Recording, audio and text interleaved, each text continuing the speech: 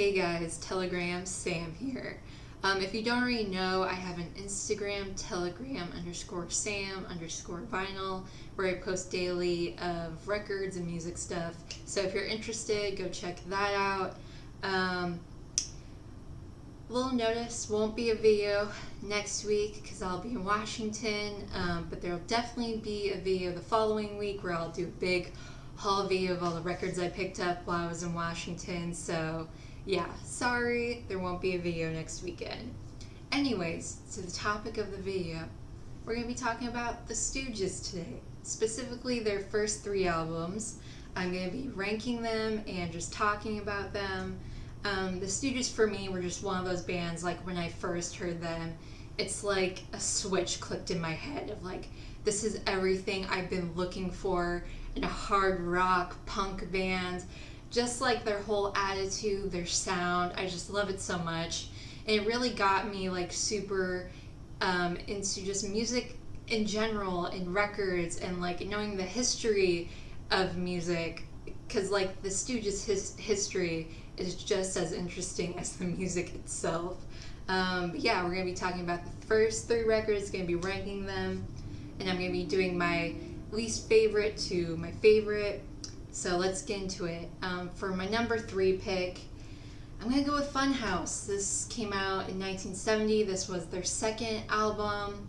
The track listing on here is Down on the Street, Loose, TVI, Dirt, 1970, Funhouse, LA Blues.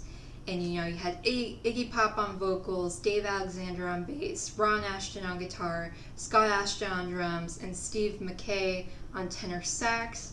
And this was produced by Don Gallucci, who was a member of the Kingsmen. He played the keyboards. The Kingsmen famously did the garage rock song Louie Louie. Yeah, and I listened to all these albums this morning, so I had a fresh perspective and a fresh listen, so I could like properly talk all about them.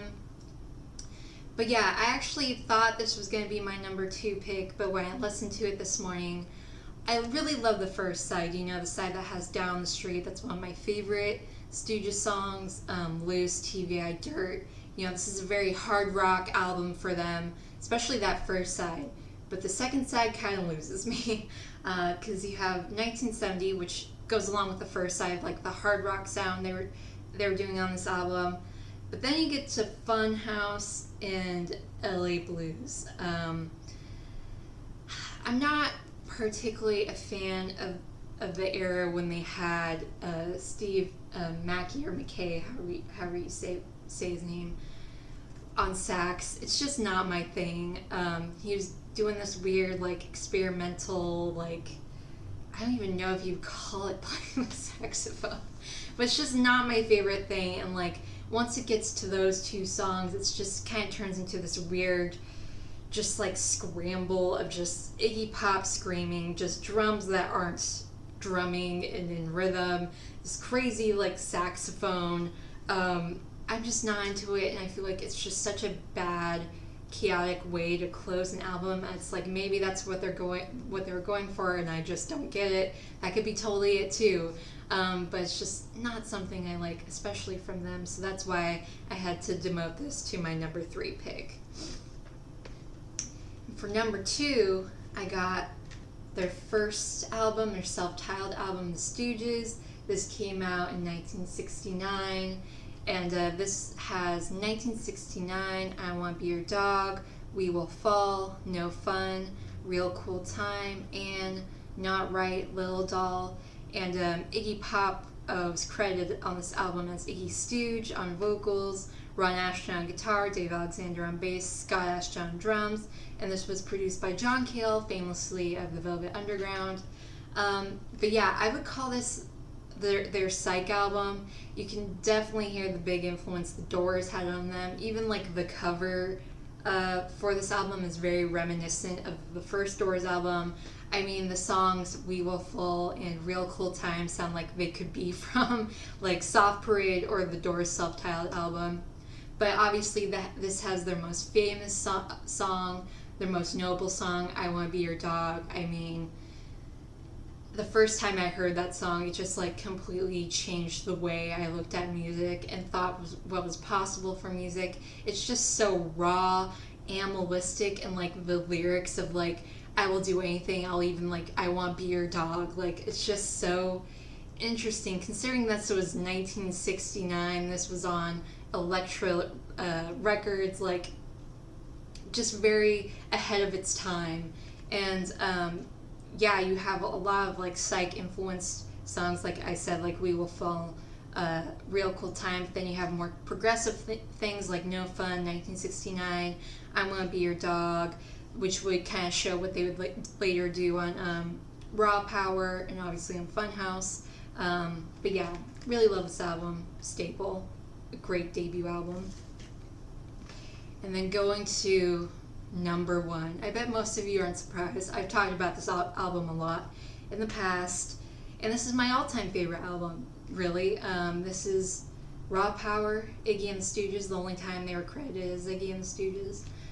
This came out in 1973, but this one has Search and Destroy, Give Me Danger, Your Pretty Face is Going to Hell, aka Hard to Beat, Penetration, Raw Power, I Need Somebody, Shake Appeal, Death Trip, and then you have Iggy Pop on vocals, James Williamson on guitar, Ron Ashton on bass and vocals, and Scott Ashton on drums. And this was co-produced with Iggy Pop and David Bowie. But yeah, as you can tell from the lineup, Ron Ashton was demoted to bass and was replaced by James Williamson.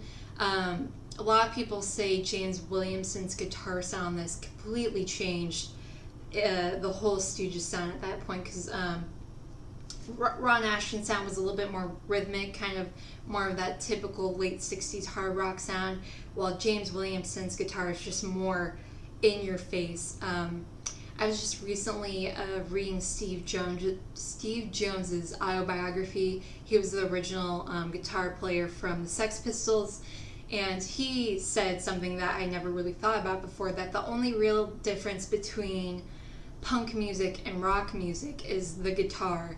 If you take like a famous riff, like Smoke on the Water by Deep Purple, like the guitar riff is dun dun dun dun dun dun. There's a lot of these pauses in between the strumming, but if you take a song like God Save the Queen by the Sex Pistols, it's like dun dun dun dun dun dun dun dun dun. Like it's very, there is no pauses, there are no breaks in that riff, and I just never really, that just like never came to mind to me, and I'm like, oh my god, that's definitely what's going on this album, and why a lot of people consider this the first real punk album, is that between the guitar, the drums, the bass, Iggy's vocals, it's like you're just constantly being sonically punched, and it's just so in your face, so raw, and just what would go on to form punk music and that typical punk sound. Yeah, this album is just amazing. I love it with all my heart, and this is the only original Stooges album I have. This is a first pressing. This is just such a prized possession for me, and god, this album is just so great. I just love it so much. But yeah, that was me fangirling about the Stooges. I hope you guys can share your opinions if you completely agree with my lineup, if you don't agree, if you just hate the Stooges, or their last two albums, the 2007, 2013, if you think they're better than their first three albums. Let me know your thoughts and opinions. But anyways, I will see you in 2 weeks. Bye.